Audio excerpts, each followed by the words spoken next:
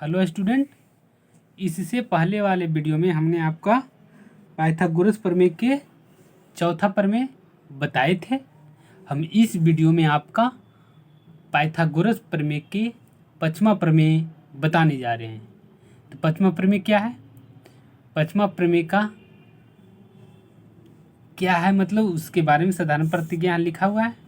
तो साधारण प्रतिज्ञा में है जो प्रमेय है पांचवा, उसके बारे में कि प्रत्येक त्रिभुज में, यहाँ देखिए, प्रत्येक त्रिभुज में न्यून कोण के सम्मुख भुजा पर का वर्ग शेष दो भुजाओं के वर्गों के योग से कम होता है। मतलब प्रमेय 5 है, उसका साधारण प्रतिज्ञा में ये लिखा है।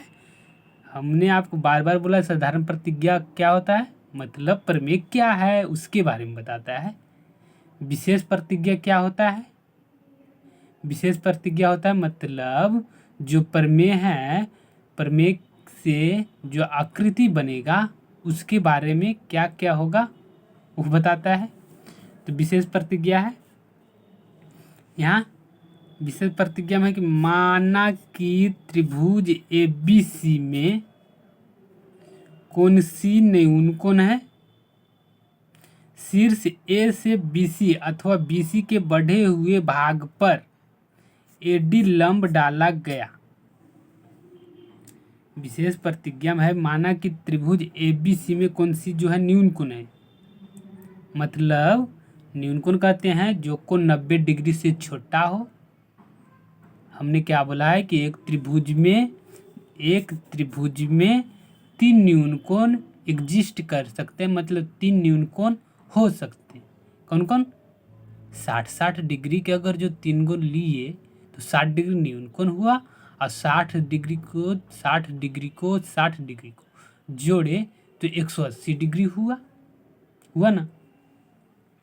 और त्रिभुज के तीनों कोणों का योग कितना होता है? 180 डिग्री ही होता है। तो हमें सिद्ध करना है कि AB के स्क्वायर जो होगा छोटा होगा AC के स्क्वायर जोड़ BC के स्क्वायर का। यहाँ देखिए विशेष प्रतिज्ञा है, जो जो लिखा हुआ था वही यहाँ पे लिखे हैं उसके बारे में। तो यहाँ 2 त्रिभुज है, हाँ 2 त्रिभुज होगा। अगर जो ऐसे है तो ये तो अधिक कोण है, लेकिन ये तो न्यून कोण है, ये तो न्यून कोण है। अगर जो ऐसे है तो ये भी तो न्यून कोण है, ये भी तो न्यून कोण है, ये भी तो न्यून कोण है। आप एक स्थिति लेकर कैसे चलेंगे? तो इसलिए हमें दोनों स्थिति को लेकर चलना पड़ेगा, मतलब दोनों चित्र को लेकर चलना पड़ेगा। तो चित्र फर्स्ट में है ऐसा वाला न्यून कोण बनाए जिसमें एक कोण या तो 70 के होगा, दूसरा कोण 40 के होगा, और तीसरा कोण 70 के होगा। है समझ में? 90 के होगा, सॉरी 90 का नहीं हो सकता, 90 का होगा तो 2 कोण 90 से छोटा होगा, 89 के होगा, 85 के होगा, ऐसा होगा। 90 न्यून कोण नहीं है, ना ही 90 अधिक कोण है। ना ही 90 न्यून कोण है और ना ही 90 अधिक कोण है। 90 एक रिफरेंस है, मतलब एक निशानी है जिसको लेकर अगर जो 90 के उस पार जा रहे हैं तो आप अधिक कोण की ओर जाएंगे, और 90 से इधर आ रहे हैं यानी कि 0 और 90 के बीच में आ रहे हैं तो आप न्यून कोण में आ रहे हैं। है समझ में? इसलिए चलिए ये 2 चित्र बनाए। 2 चित्र बनाने के मतलब आपको समझ में आ गया। अब चलते हैं, त्रिभुज दोनों एक ही हैं लेकिन 2 चित्र बनाए आपको समझने के लिए। स्थितियाँ 2 पैदा हो सकती है, इसलिए हमने 2 चित्र बनाया। त्रिभुज ADC में कोण D बराबर 90 डिग्री है। त्रिभुज ADC में कोण D बराबर 90 डिग्री है। अब 90 डिग्री है तो किसकी ओर संकेत कर रहा है समझ रहे हैं? पाइथागोरस प्रमेय लगा देंगे। तो पाइथागोरस प्रमेय लगाए, कोई भी लेंगे आप वही सेम रहेगा। देखिए इसको बनावट करके हमने यहाँ ऐसे लिख दिया है, बनावट नहीं लिखे हैं, शायद दूसरा पेज में होगा, दिखा देते हैं तो आपको समझ में आ जाएगा कि बनावट इसके लंबे इधर खींचे, यहाँ पे ये लंब खींचे हैं, या तो फिर इसी में लिख दिए हैं, विशेष प्रतिक्रिया में लिख दिए, सॉरी देखिए आप विशेष प्रतिक्रिया देख सकते हैं, उसमें लिख दिया कि एडी लंब डाला हुआ है और साधारण प्रतिक्रिया लिख दिया। इसको हम बड़ा कर देते हैं ताकि आप अपना कॉपी में जब उतार रहे हैं तो समझ में आ जाए, शायद आप उतारे होंगे इससे पहले, इसलिए है समझ में। अब त्रिभुज ए बी डी में चल रहा है, देखिए यहाँ त्रिभुज ए डी बी या ए बी डी, वही त्रिभुज ए डी बी में कोण डी बराबर 90 डिग्री है।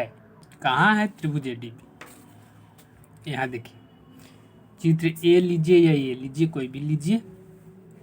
अगर जो चित्र इसमें जाते हैं तो इसमें भी ए डी बी है, इधर 90 डिग्री है तो इधर भी 90 डिग्री होगा।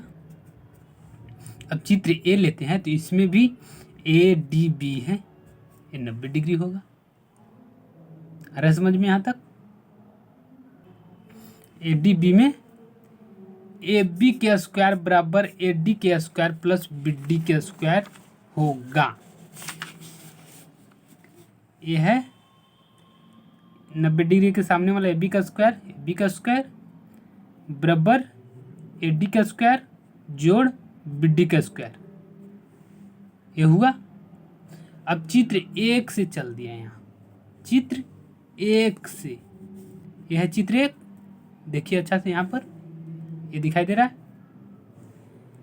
इसमें करा है कि बी डी बराबर है B C minus C D, दिखाई दे रहा है आपको? वैसा है, समझ में आया? देखिए B D A B D, इसको लेना है, ये वाली इसको हमें लेना है, इसको लेना है। मतलब ये बड़ा है, इतना बड़ा में से अगर जो ये वाला हटा देंगे, इसको काट के हटा दे रहे हैं तो यही ना बचेगा, बी डी ही ना बचेगा। तो बी सी में से सी डी हट गया तो बी डी बचेगा, तो बचेगा मतलब इस तरह से हम लिखें। अब दोनों तरफ स्क्वायर कर दिए, दोनों तरफ स्क्वायर किए तो बी डी का स्क्वायर बराबर हो गया B C minus C D के whole square. A minus B के होल स्क्वायर का फॉर्मूला याद है? जब फार्मूला आपको याद है तो बी सी का स्क्वायर प्लस सी डी का square minus 2bc into C D होगा। ये हो गया आपका समीकरण 3। अब चित्र 2 से चलते हैं। समीकरण 3 कैसे होगा?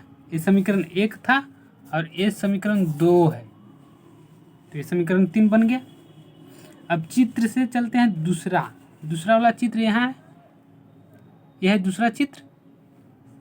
अब इसमें चल रहे हैं तो यहाँ भी हमें क्या है, दूसरा चित्र में बी डी ए डी कुछ निकालना है, तो बी डी हमें निकालना है, ए लाना है।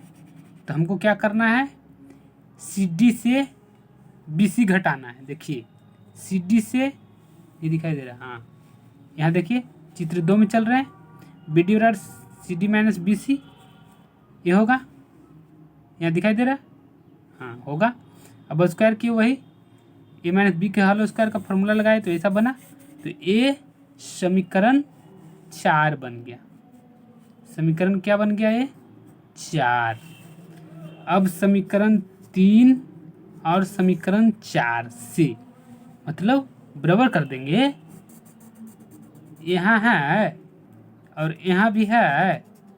अब दोनों के बराबर नहीं करेंगे तो क्या करेंगे, दोनों सेम ही है, तो बी डी बराबर बी सी का स्क्वायर प्लस सी डी का square minus C D into B C, यहाँ भी है C D into B C है, C D into B C है, मतलब दोनों अलग नहीं है, दोनों एक के है। देखिए ना, दोनों एक है इसलिए कर दिए, दोनों को एक है इसलिए बी डी का स्क्वायर बराबर बी सी का स्क्वायर प्लस सी डी का square minus 2 C D into B C हो गया, यहाँ हो गया।